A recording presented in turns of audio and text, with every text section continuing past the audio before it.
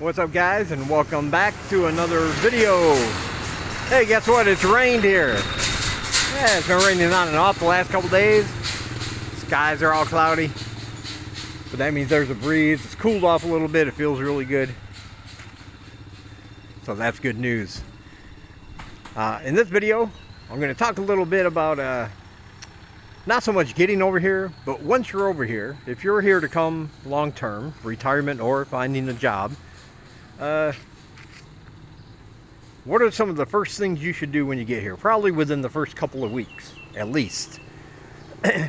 And I'll give you some recommendations on those things because there are options for all of them.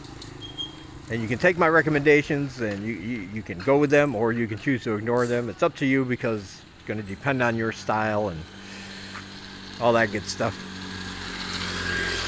But these kind of get lost along the way sometimes, even though they're very important. I think especially if you're coming over here to work and you're trying to find a job right away. So I'll tell you what you should do. The three most important things you should do once you're here to start your life. And I cover all these in more detail in my book, Live in Cambodia, a guide for living in the Kingdom of Wonder. There's a link down below if you want to purchase a copy. You can use a credit card, debit card, or purchase it through PayPal. Alternately, if you want to help support the channel, you can simply donate. I have links down below to my PayPal, Ko-Fi.com, or you can join my Patreon.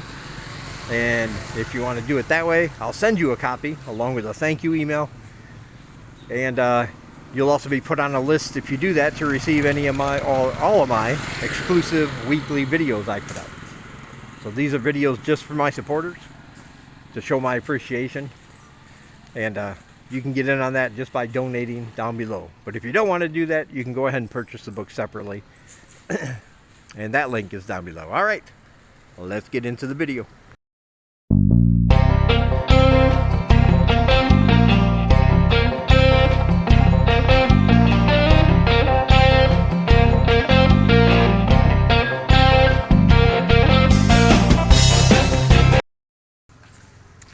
Alright, so some of these things I'm about to tell you, they may seem obvious. You might be like, well, duh, of course you need these things. We're not stupid. But I know personally, firsthand, with the stress of moving to another country, especially if it's your first time, and especially if you're looking for a job, having that in the back of your mind, you know, having to find your employment, that you might not know how to go about it, to the point where you might spend a little more money than you need to, or make things more complicated for yourself than you need to. Shorts. Yeah. So let's start with number one, probably the obvious, and that would be finding a place to live, a permanent place to live. Now, there are any number of guest houses and hotels here in Cambodia, especially in towns like Phnom Penh and Siem Reap. And you can stay there as long as you want. You can pre-book them at home, so you know exactly where you're going to go when you get here if you want. But my suggestion to you, and like I said, you can take them or leave them, but my suggestion is to get that done as quickly as possible. You don't really need to book a guest house or a hotel for more than a few days. I know a lot of people, even myself, when I came over here, I booked my guest house for 2 weeks. For $100, and I could have saved some of that if I would have known how easy it is just to find an apartment. But I thought it was going to take a lot longer than what it did. So if you want to save a little bit of money, just get something for 2 or 3 days and make it your priority within that time to go find an apartment. And you can do that very simply. You can use an agent if you want. Agents have pros and cons. The main pro, I think, is that they already have all the units available, right, through them. They will pick you up. They will drive you around. They'll show you 4 or 5 different apartments in different areas of town, different price ranges, and you can kind of pick the one you want. It's all done for you already. They don't charge you anything up front to do that. So it's kind of like the lazy man's way to to getting a good apartment. But I don't mean that negatively, like, oh, you're just being lazy. Because it's a good thing, taking away some of that stress of you having to do it for yourself. But the main negative I see of using an agent is that they, of course, are looking out for their best interests, and any apartment you get is generally going to be $20 to $30 more a month than other apartments that are very similar with the same amenities, simply because that's their profit. That's how they make their money. It's added to the rent, then the landlord gives a portion each month to the agent because he's the one that brokered the deal. So you will pay a little more monthly for apartments that you go through an agent for rather than if you find them yourself. But if you do choose to find it yourself, it's really easy. I've said this before.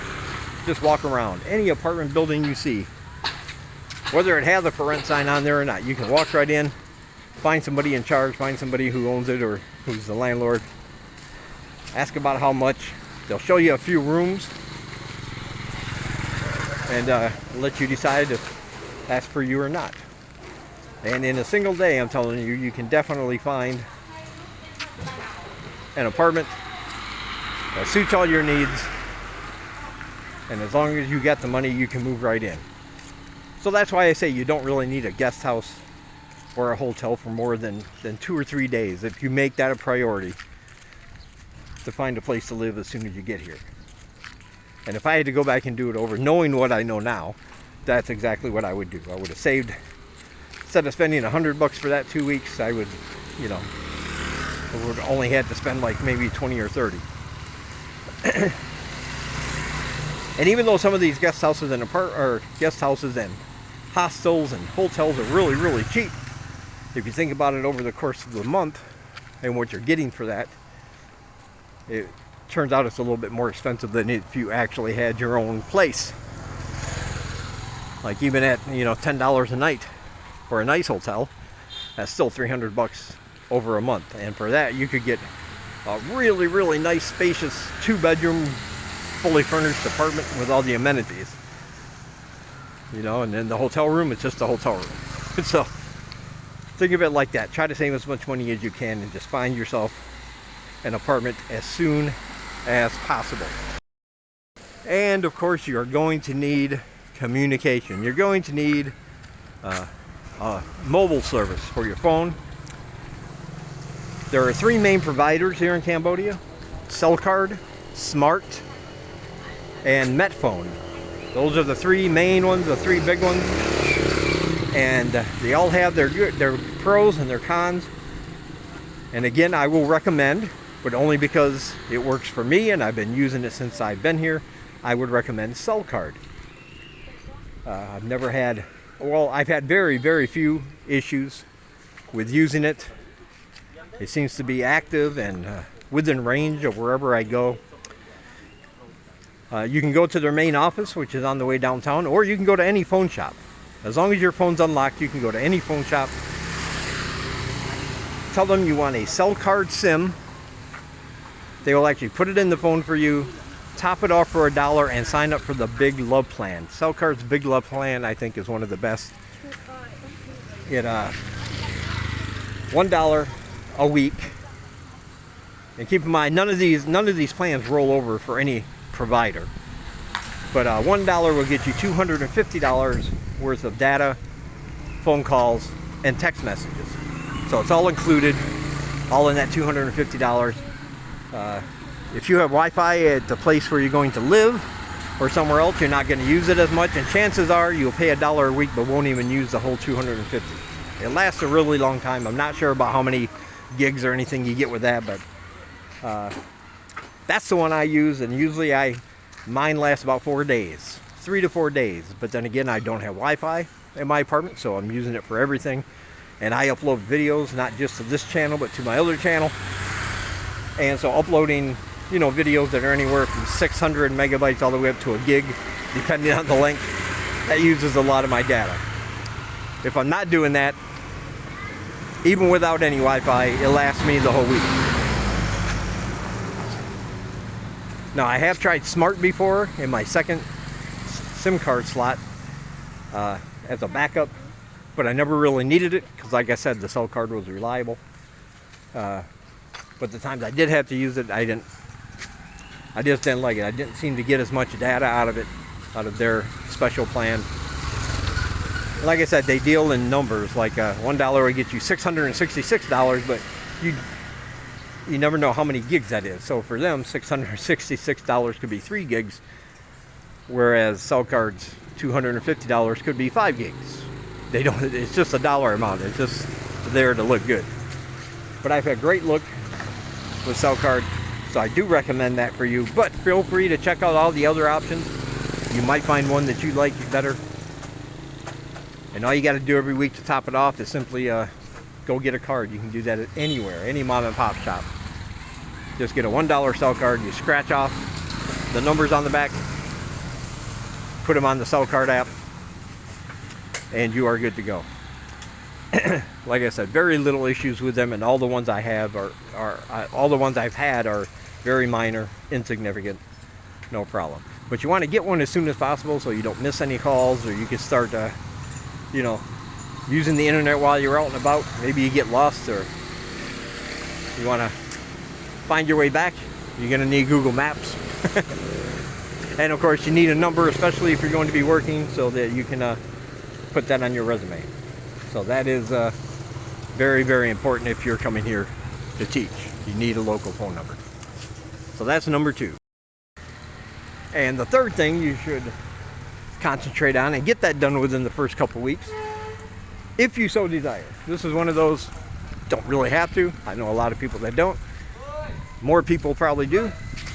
But that would be opening up a bank account here, a local bank account, in addition to the one you plan on keeping at home, if that is your plan. Again, there are many, many choices for this. Most bigger banks here are expat friendly, and you'll be familiar with their services, but ABA seems to go above and beyond. They're a really good, reliable, trustworthy bank. You get all the benefits of an account like you do back home, including online banking.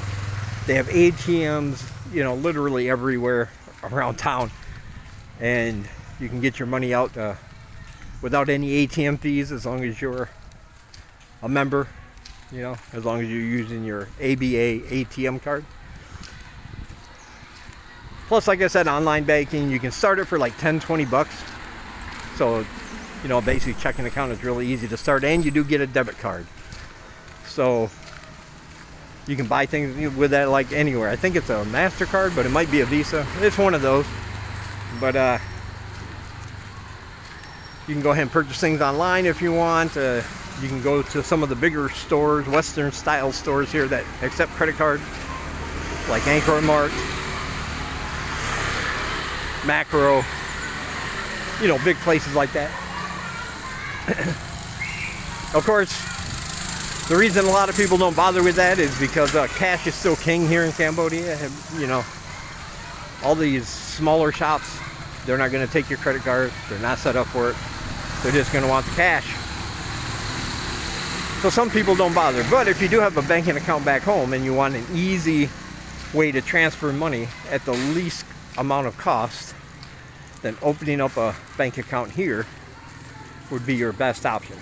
Otherwise, you'll have to rely on services like World Remit, Western Union,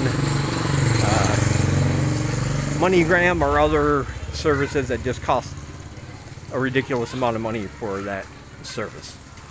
But there will be a charge no matter how you're transferring money from another country into Cambodia, but you can lessen that charge if you have a local bank account instead of using a third-party service. So like I said, you should probably get that done if that's your plan within the first couple weeks. Just get it going. So it's not like all 3 of these things, as I said at the beginning, people will probably say, well, that's obvious, but you won't believe how many times it can just get lost in everything else you have to do, especially if it's your first time here. You know, you're getting out, you're enjoying yourself, seeing all the sights, and you keep saying, okay, maybe tomorrow I'll do this, maybe tomorrow, and then it never gets done, or you know, stuff just happens. Life happens. So those are the 3 things I recommend doing as soon as possible once you get to Cambodia. All right, thank you guys so much for watching. I appreciate it. Be sure to check out all my links down below. Like I said, if you want a copy of my book and be able to watch all my exclusive weekly videos, links down below for PayPal, Ko-Fi.com, or you can join my Patreon. There are links down below to my social media and also other channels around the area that are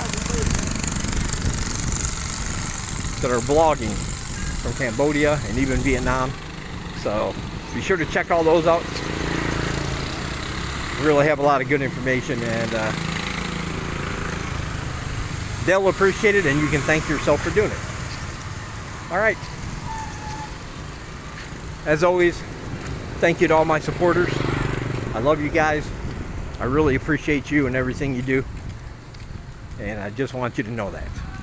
And I'll talk to you guys in the next one.